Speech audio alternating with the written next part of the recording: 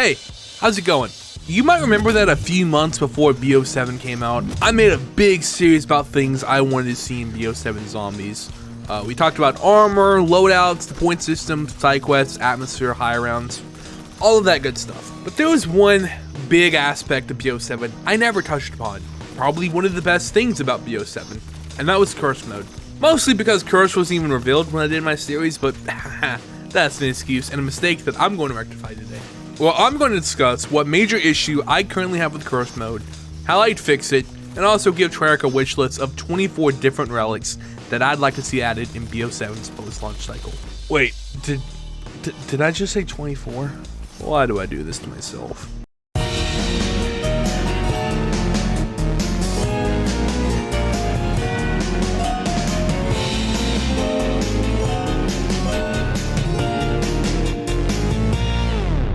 But before we can fix curse mode, I need to explain what curse mode actually is and what makes it so special.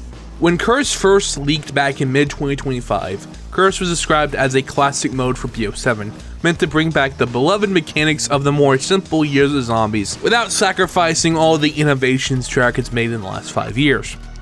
This turned out to be total bullshit, however, as like 2 days later, Treyarch would officially announce Curse mode as a challenge mode, centered around these things called Relics that would apply various difficulty modifiers to your game. Some of the Relics be inspired by classic limitations from zombies, like a 4 perk limit or no ammo boxes, which is, to be fair, where the leak most likely came from, but is ever meant to be a true classic mode. It would also feature a heavily limited HUD, no minimap or tac map, no loadouts, and a point system inspired by BO3 zombies, but it was secretly the more goated World War II point system hiding in the trench coat. This is fine. Treyarch also revealed that Curse mode would have 3 difficulty tiers: Grim, Sinister, and Wicked. Each relic has a difficulty rating, and the relics you choose determine your tier, which is important because depending on what tier curse you're in, would also grant you a different bonus to help offset the increased difficulty. Tier 1 will grant you golden armor from the best zombies map ever made, The Tomb, which ironically enough also has the best Easter egg song in BO6. I'm waiting to get slapped by my wife. Tier 2 would give you ultra rarity, which would increase your weapon's damage multiplier even more. And finally, Tier 3 will grant you Tier 4 Pack Punch, which would not only be another damage increase, but also a significant ammo increase and an insane rate of fire increase. As we would get closer to launch, Treyarch kept hyping up Curse mode as something meant to truly challenge veteran players, similar to Extinction's very own Relic system from 2013, or the Skull system from Halo. Then on November 13th, 2025, Black Ops 7 finally launched, and we didn't get to play Curse mode because it was locked behind being the main quest. But data miners were able to find out what the relics are for Cursed, and they were disappointing to say the least. Instead of deep, creative mechanical changes, most of the relics were just limiting what you could do in game, and that was it. They didn't meaningfully change the way the game was played. They just took a baseball bat to your kneecaps and said, "Figure it out, champ." There was a few diamonds in the rough, like the Samantha's Drawing Relic, which would change your gun at start of every round, acting almost like an official zombies variant of gun game, or like the Mystery Munitions LTM from Cold War. But these were the exception, not the rule. And it slowly became more and more clear that the challenge Treyarch had been referring to wasn't the relics at all, but the hunt to find them, as you needed to do some secret side quests in-game to actually unlock the relic to be used in future matches. This became even more apparent in Season 1, when people began asking for Curse to be playable in Survival, and when asked why it wasn't already a thing at launch, Treyarch said it's just because they didn't think anyone would want to play Curse in a mode where you couldn't hunt for the relics. Which, to me, proves that Treyarch misunderstood what made people excited for Curse mode in the first place. And this is a mistake that I want to rectify by going over 24 relics that I think would be really neat if Treyarch were to add them, as I think the actual core gameplay of Curse is fucking great. The main problem with the mode currently is just the lack of interesting relics. Anyway, let's go ahead and start with our Grim or Tier 1 relics. Our first relic would be the Marble Heart, and when equipped, zombies would no longer drop equipment. I know this is technically just the disabled gameplay mechanic relic I was bitching about 2 minutes ago, but I don't think those relics are actually all that bad on their own. The issue is the limitations need to be chosen wisely and used sparingly, something that cannot be said for the relics that we had at launch.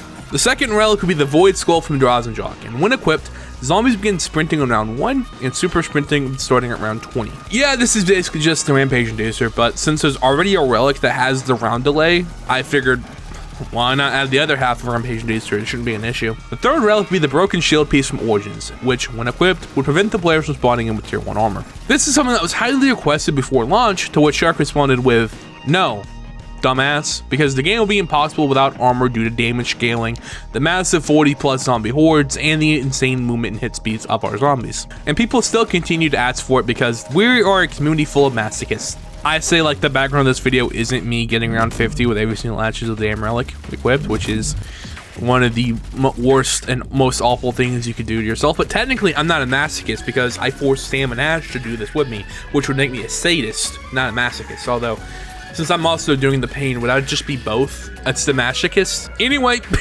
back to the topic. This relic could basically make both sides happy.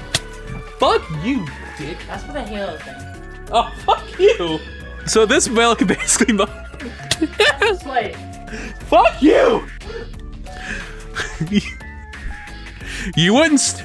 So this relic could basically make both sides happy. You wouldn't start with armor, so the no armor crowd is happy. Don't you dare! And that's what it is around $50 relics. You wouldn't start with armor, so the no armor crowd would be happy, and they can still choose whether or not they want armor, but you'd be able to buy it off the wall at any wall buy location for 1,000 points. So Shrek is still happy because you have armor in your game, but now it's your choice whether or not you want to use it, which makes the armor crowd happy. It would also make the early rounds a bit more challenging as opposed to being a 10 hit down when you spawn in, because you're now just a 5 hit down, which is still a lot for beginning of the game, but don't worry, we have a fix for that later. The fourth relic would be the hardest to actually implement from a developer standpoint, and that would be the Pack-Punch Shine. When equipped, instead of automatically pack-punching your gun in the machine, you're forced to do the good old classic knuckle crack animation. The fifth relic would be the gearbox from Tag Your Totem, and when equipped, Wonder Fizz would only give you a random perk for 2,500 points, making it act more like how the old Wonder Fizz would from BO2 and 3. The perk would also be dropped on the ground rather than in your inventory, letting you choose whether or not you like to pick up the perk or leave it, because some days we just aren't feeling Elemental Pop.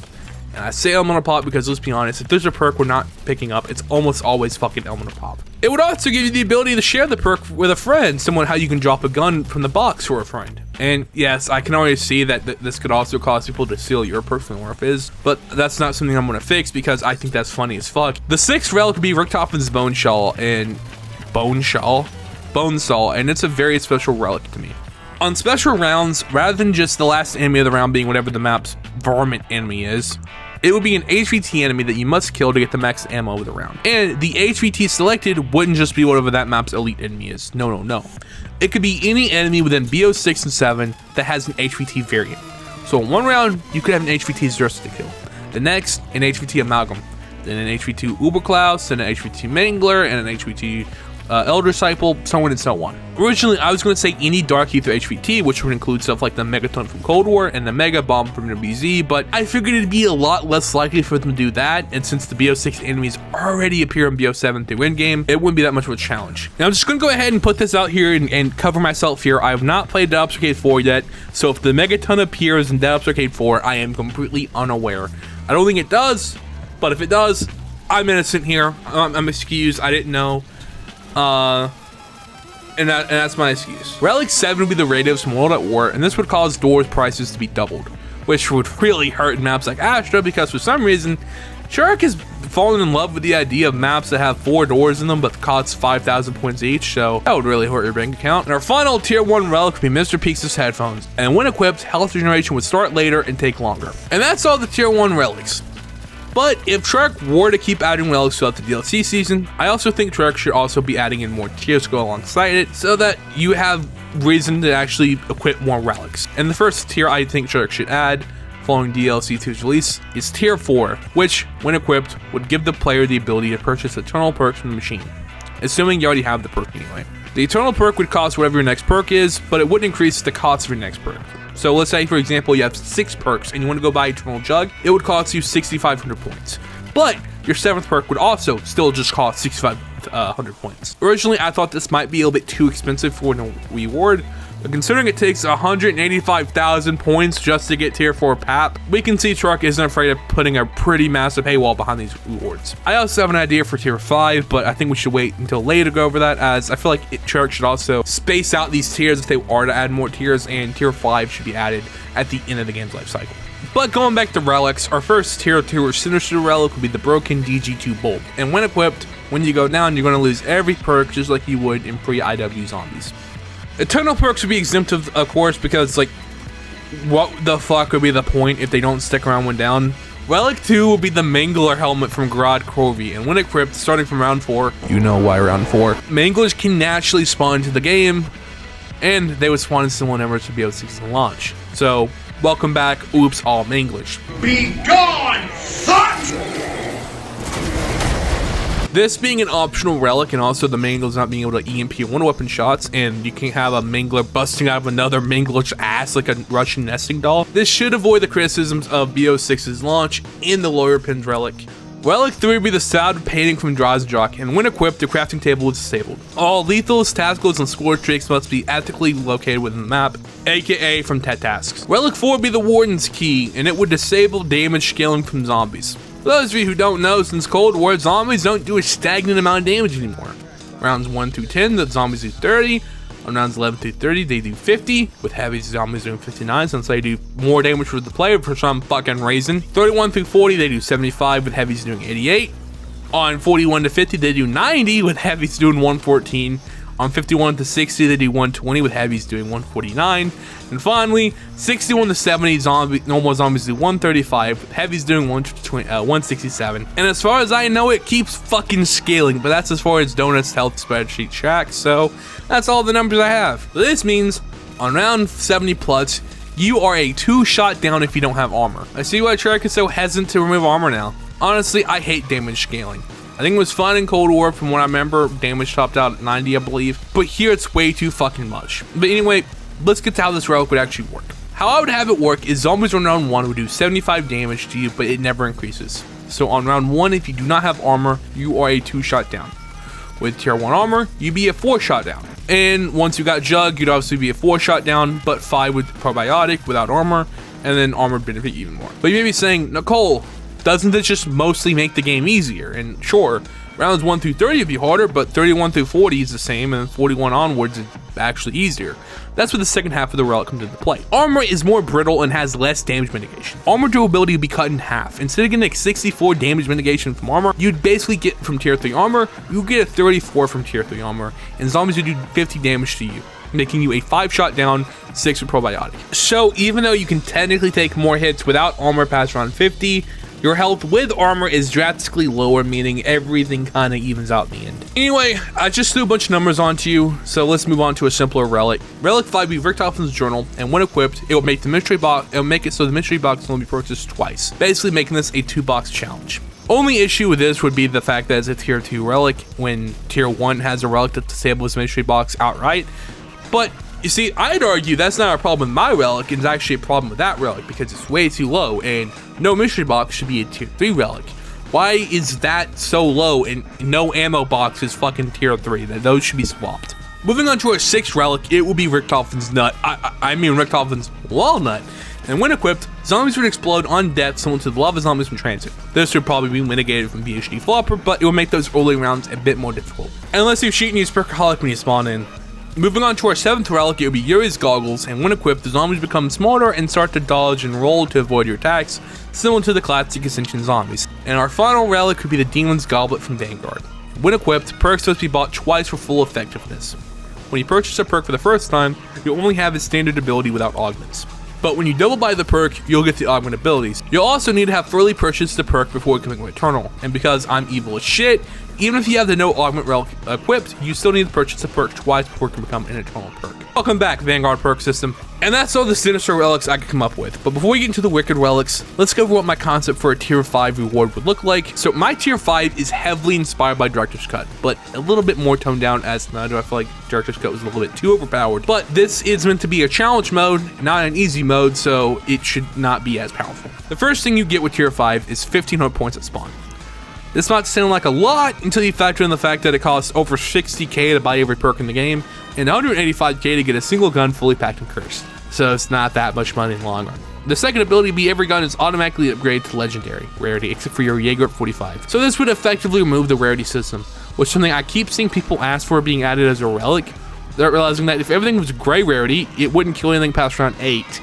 And if they did what I'm doing when making everything gold, the game would be too easy. The third ability stick comes from IWZ, and every gun in the box should be tier 1 packed off rip. You could also maybe throw in the Vanguard system where as round goes up, you have a chance to pull out a higher tier pack punch weapon from the box, but I at least want every gun to be tier 1. The fourth ability would be that perks are eternal by default when you purchase them. And the final buff would be that tier 3 armor is discounted to just 1,000 points. Now, these all sound pretty overpowered, right? Well, to get tier 5, you'd have to have a different requirement than the rest. Well, for tiers 1 through 4, you just need to reach a certain threshold of hardness points, or whatever the game calculates how much relic fills up this bar. To get tier 5, you need to have 5 of each relic equipped.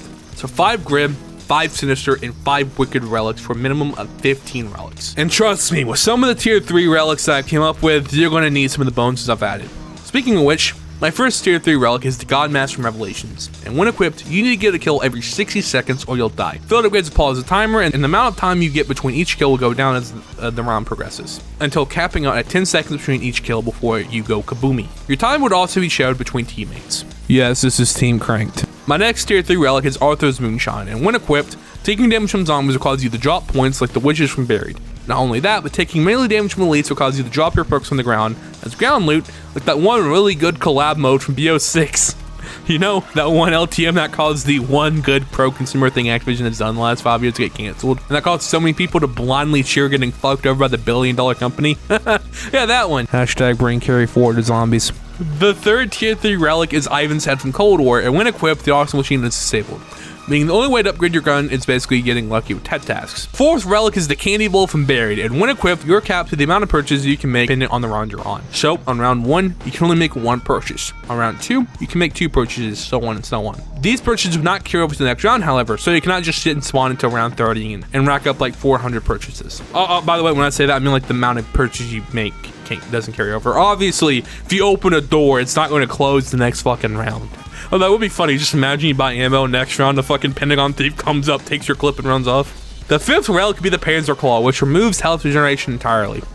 Zombies would drop health packs for you to consume though, which would let you manually heal yourself. And if you get 100 kills by full HP, you'll get a significant damage increase. This is Zombie Snacks from Black Ops 6 Zombies. Relic 6 should be Peter's Hand from World at War, and when equipped, weapons are disabled. Pair this with no box weapons if you're a masochist like me, or Samashicus like we came up with earlier. Relic 7 beats Samantha's music box from Tag, and when equipped, you can only damage zombies via hitting the weak points. So for zombies, you can only damage them via headshot, but for Zersa, his stomach and spores be the only way to damage him. Alright, her. Is it Zersa her? Whatever her gender is, fuck that bitch. I fucking hate her. And finally, Relic 8 is the Steel of Duality, and when equipped, friendly fire is turned on.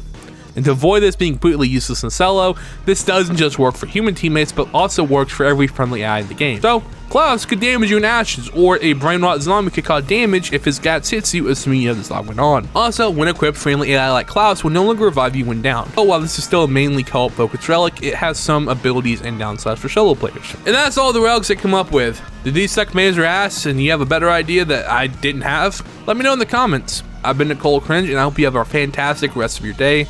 My bitches, my bros, and my non-binary hoes. Peace.